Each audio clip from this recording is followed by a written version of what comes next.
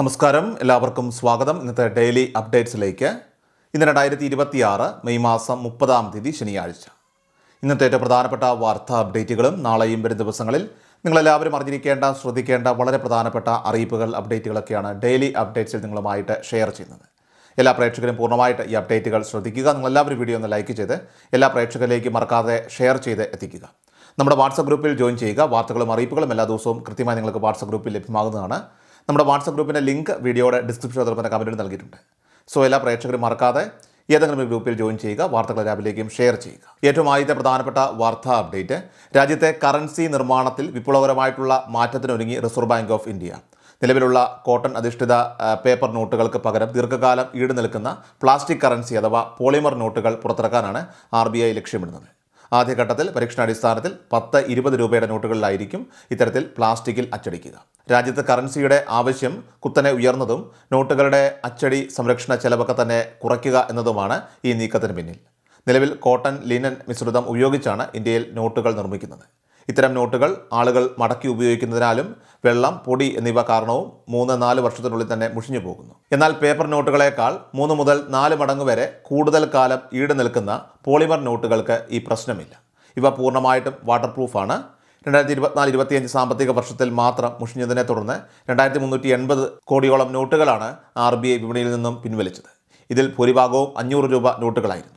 നോട്ടുകൾ അടിക്കടിയായിട്ട് മാറ്റി അച്ചടിക്കുന്നത് വഴി വലിയ തുകയാണ് സർക്കാരിന് നഷ്ടപ്പെടുന്നത്. പ്ലാസ്റ്റിക് നോട്ടുകൾ വരുന്നതോടുകൂടി ഈ ചെലവ് ഗണ്യമായിട്ട് കുറയ്ക്കാനായിട്ട് സാധിക്കും. മാത്രമല്ല, പോളിമർ നോട്ടുകളുടെ വ്യാജം നിർമ്മിക്കുക എളുപ്പമല്ല.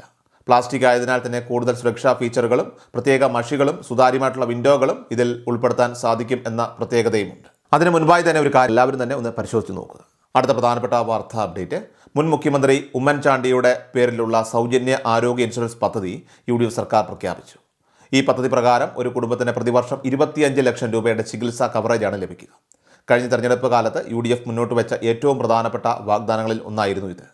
കേരളത്തിൻ്റെ ആരോഗ്യ മേഖലയിൽ സാധാരണക്കാരുടെ കണ്ണീരൊപ്പിയ ചരിത്രപ്രസിദ്ധമായിട്ടുള്ള കാരുണ്യ പദ്ധതി നടപ്പിലാക്കിയത് ഉമ്മൻചാണ്ടിയായിരുന്നു. ആ കാരുണ്യ സ്മരണകളെയൊക്കെ തന്നെ വീണ്ടും ഉണർത്തിക്കൊണ്ടാണ് UDF ഇപ്പോൾ പുതിയ പദ്ധതി, ഉമ്മൻചാണ്ടി ആരോഗ്യ ഇൻഷുറൻസ് പദ്ധതി അവതരിപ്പിച്ചിരിക്കുന്നത്. തെരഞ്ഞെടുപ്പിൽ വോട്ടർമാർക്കിടയിൽ വലിയ ചർച്ചയായ ഈ പദ്ധതി സാധാരണക്കാരുടെ ചികിത്സാ ചെലവുകൾക്ക് വലിയൊരു ആശ്വാസമായിട്ട് മാറുമെന്നാണ് പ്രതീക്ഷിക്കുന്നത്. മധ്യവർഗത്തെയും ദരിദ്രരെയും ഒക്കെ തന്നെ ഒരുപോലെ ഭയപ്പെടുത്തുന്ന ഒന്നാണ് ഇന്നത്തെ ഭീമമായിട്ടുള്ള ആശുപത്രി ചികിത്സാ ചെലവുകൾ. അപ്രതീക്ഷിതമായി കടന്നു വരുന്ന ഒരു ക്യാൻസറോ ഹൃദ്രോഗമോ വാഹനാപകടമോ എന്തു തന്നെ ആയാലും മതി, ഒരിടത്തരം കുടുംബത്തിൻ്റെ ജീവിത സമ്പാദ്യം മുഴുവൻ അത് ഇല്ലാതാക്കും. നിലവിലുള്ള പല സർക്കാർ ഇൻഷുറൻസ് പദ്ധതികളും സങ്കീർണമായിട്ടുള്ള ശസ്ത്രക്രിയകൾക്കോ ദീർഘകാല ചികിത്സകൾക്കോ പൂർണ്ണമായിട്ട് പര്യാപ്തമല്ല എന്നതാണ് യാഥാർത്ഥ്യം. ഇത് മനസ്സിലാക്കിയാണ് പുതിയ പദ്ധതിക്ക് ഇപ്പോൾ UDF സർക്കാർ രൂപം നൽകിയിരിക്കുന്നത്. സ്വകാര്യ ആശുപത്രികളിലെ വില കൂടിയ പരിശോധനകൾ, ICU സൗകര്യങ്ങൾ, ക്യാൻസർ ചികിത്സ തുടങ്ങിയവ ഉൾപ്പെടെ ഈ ഒരൊറ്റ പദ്ധതിയുടെ കീഴിൽ കൊണ്ടുവരാനാണ് സർക്കാർ ഇപ്പോൾ ലക്ഷ്യമിടുന്നത്. പണമില്ലാത്തതിൻ്റെ പേരിൽ ആർക്കും തന്നെ ചികിത്സ നിഷേധിക്കപ്പെടില്ല എന്ന് ഉറപ്പ് നൽകുന്ന ഒരു ജീവരക്ഷാ കവചമായിട്ട് ഈ പദ്ധതി മാറിയേക്കാം. എങ്കിലും ജനങ്ങൾക്ക് ഇത്രയും വലിയ തുകയുടെ ഇൻഷുറൻസ് പരിരക്ഷ നൽകണമെങ്കിൽ തീർച്ചയായിട്ടും ഇൻഷുറൻസ് കമ്പനികൾക്ക് സർക്കാർ കോടിക്കണക്കിന് രൂപ പ്രീമിയം ഇനത്തിൽ തന്നെ കൃത്യമായി അടയ്ക്കേണ്ടതായിട്ടുണ്ട്.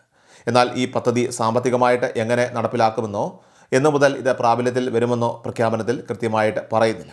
നിലവിലുള്ള കാരുണ്യ പദ്ധതി അത് പരിഷ്കരിക്കുകയാണോ അതോ മറ്റ് സർക്കാർ ഇൻഷുറൻസ് പദ്ധതികളെ സംയോജിപ്പിച്ചാണോ ഇത് നടപ്പിലാക്കുക എന്ന കാര്യത്തിലൊക്കെ തന്നെ വരും ദിവസങ്ങളിൽ മാത്രമേ വ്യക്തത വരികയുള്ളൂ. അടുത്ത പ്രധാനപ്പെട്ട വാർത്താ അപ്ഡേറ്റ്, UDF പ്രകടന പത്രികയിൽ വാഗ്ദാനം ചെയ്ത ഒട്ടുമിക്ക പദ്ധതികളും സർക്കാരിൻ്റെ നയപ്രഖ്യാപനത്തിൽ ഇടം പിടിച്ചിട്ടുണ്ടെന്ന സന്തോഷകരമായിട്ടുള്ള വാർത്തയാണ് ഇപ്പോൾ പുറത്തു വരുന്നത്. സംസ്ഥാനം കടുത്ത സാമ്പത്തിക പ്രതിസന്ധി നേരിടുന്ന പശ്ചാത്തലത്തിൽ നിലവിലെ യഥാർത്ഥ സ്ഥിതി അത് വ്യക്തമാക്കാനായിട്ട് ധവളപത്രം പുറപ്പെടുവിക്കുമെന്ന് ഗവർണർ നയപ്രഖ്യാപന പ്രസംഗത്തിൽ അറിയിച്ചു. മാനുഷിക മൂല്യങ്ങളിലൂന്നിയ സമീപനമായിരിക്കും സർക്കാരിൻ്റേതെന്നും അദ്ദേഹം വ്യക്തമാക്കി. പുതിയ നയപ്രഖ്യാപനത്തിലൂടെ സംസ്ഥാനത്തെ സ്ത്രീകൾക്കാണ് ഇതിൽ ഏറ്റവും കൂടുതൽ ആനുകൂല്യങ്ങളൊക്കെ തന്നെ ലഭിക്കാനായിട്ട് പോകുന്നത്. കേരളത്തിലെ വിദ്യാഭ്യാസ സ്ഥാപനങ്ങളെയും പൊതു ഇടങ്ങളെയും കൂടുതൽ സ്ത്രീ സൗഹൃദമാക്കുക എന്ന ലക്ഷ്യത്തോടെ പ്രൊജക്ട് മിനിസ്ട്രൽ ഡിഗ്നിറ്റി എന്ന പേരിൽ സർക്കാർ ഒരു പദ്ധതി പ്രഖ്യാപിച്ചു. ഈ പദ്ധതിയുടെ ഭാഗമായിട്ട് സ്കൂൾ വിദ്യാർത്ഥിനികൾക്ക് പ്രതിമാസം 3 ദിവസം വരെ ആർത്തവ അവധി നൽകാൻ സർക്കാർ തീരുമാനിച്ചിട്ടുണ്ട്. ആർത്തവ അവധി എടുക്കുന്ന കുട്ടികൾ പഠനത്തിൽ പിന്നോട്ട് പോകാതിരിക്കാനായിട്ട് വാരാന്ത്യങ്ങളിൽ പ്രത്യേക ക്യാച്ചപ്പ് ക്ലാസ്സുകളൊക്കെ തന്നെ ഉറപ്പാക്കും. അസംഘടിത മേഖലയിൽ ജോലി ചെയ്യുന്ന സ്ത്രീകൾക്ക് 6 മാസത്തെ പ്രസവാവധി ഉറപ്പാക്കുമെന്നും ജോലി സ്ഥലങ്ങളിലൊക്കെ തന്നെ തുല്യവേതനം നടപ്പാക്കുമെന്നും സർക്കാർ വ്യക്തമാക്കിയിട്ടുണ്ട്. കൂടാതെ 50-ലധികം സ്ത്രീ ജീവനക്കാരുള്ള എല്ലാ സ്ഥാപനങ്ങളിലും ഡേ കെയർ സെൻ്ററുകളും അതുപോലെ തന്നെ ക്രഷുകളുമൊക്കെ തന്നെ നിർബന്ധമാക്കും. സംസ്ഥാനത്തെ സ്ത്രീകൾക്ക് KSRTC ബസ്സുകളിൽ സൗജന്യ യാത്ര സ്ഥിരമായ അവകാശമാക്കുമെന്നും കോളേജ് വിദ്യാർത്ഥിനികൾക്ക് പ്രതിമാസം 1000 രൂപ വീതം വിദ്യാഭ്യാസ ധനസഹായം നൽകുമെന്നും നയപ്രഖ്യാപനത്തിൽ വ്യക്തമാക്കുന്നുണ്ട്. അടുത്ത പ്രധാനപ്പെട്ട വാർത്താ അപ്ഡേറ്റ്. പുതിയ സർക്കാർ അധികാരത്തിൽ വന്നതോടുകൂടി പെൻഷൻ തുകയിൽ മാറ്റമുണ്ടാകുമോ എന്നുള്ള ചോദ്യം പല കോണുകളിൽ നിന്നുമൊക്കെ തന്നെ ഉയരുന്നുണ്ട്. UDF മുന്നണി തെരഞ്ഞെടുപ്പ് വേളയിൽ നൽകിയ 5 ഗ്യാരണ്ടികളിൽ ഏറ്റവും പ്രധാനപ്പെട്ട ഒന്നായിരുന്നു സാമൂഹ്യ സുരക്ഷാ ക്ഷേമ പെൻഷൻ 3000 രൂപയായിട്ട് വർദ്ധിപ്പിക്കുമെന്നത്. എന്നാൽ മെയ് മാസത്തിലെ പെൻഷൻ്റെ വിതരണത്തിൽ ഈ വർധനവ് ഉൾപ്പെടുത്തിയില്ല. 2000 രൂപ തന്നെയാണ് നമുക്ക് ഈ മെയ് മാസത്തിലും പെൻഷൻ തുകയായിട്ട് വിതരണം ചെയ്തത്. ഏതായാലും പുതിയ സർക്കാർ അധികാരത്തിൽ എത്തിയതിനു ശേഷമുള്ള ആദ്യ സംസ്ഥാന ബജറ്റ് ജൂൺ മാസം 19-ാം തീയതിയാണ് അവതരിപ്പിക്കുന്നത്. ഇതിനു ശേഷമേ ഇനി ഫണ്ട് വിതരണം, അതോടൊപ്പം തന്നെ ഇത്തരത്തിലുള്ള വർധനവ് എന്ന് മുതൽ പ്രാബല്യത്തിൽ വരും ഉൾപ്പെടെയുള്ള കാര്യങ്ങളിലൊക്കെ തന്നെ ഒരു വ്യക്തത വരികയുള്ളൂ.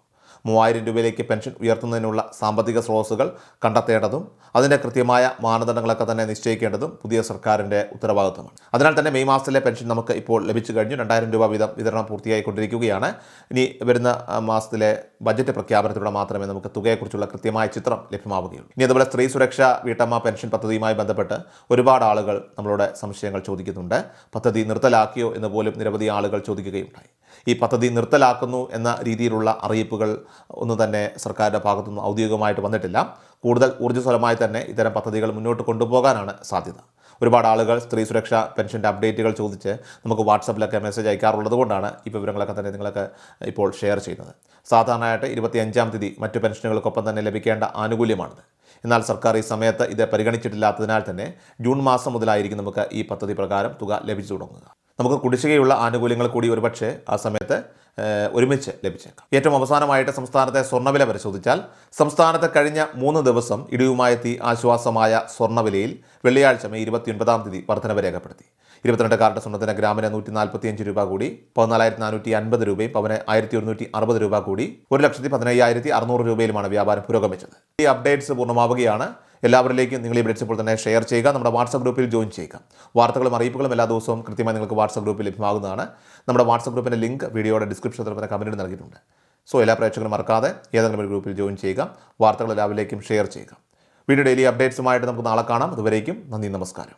കൃഷൽ മീഡിയ എല്ലാ ദിവസവും വാർത്തകളും അറിയിപ്പുകളും ഡെയിലി അപ്ഡേറ്റ്സും ലഭിക്കാൻ ഇപ്പോൾ തന്നെ ചാനൽ സബ്സ്ക്രൈബ് ചെയ്യുക, ഫോളോ ചെയ്യുക. നിങ്ങളുടെ ലൈക്കും ഷെയർ നൽകി ഞങ്ങളെ സപ്പോർട്ട് ചെയ്യുക.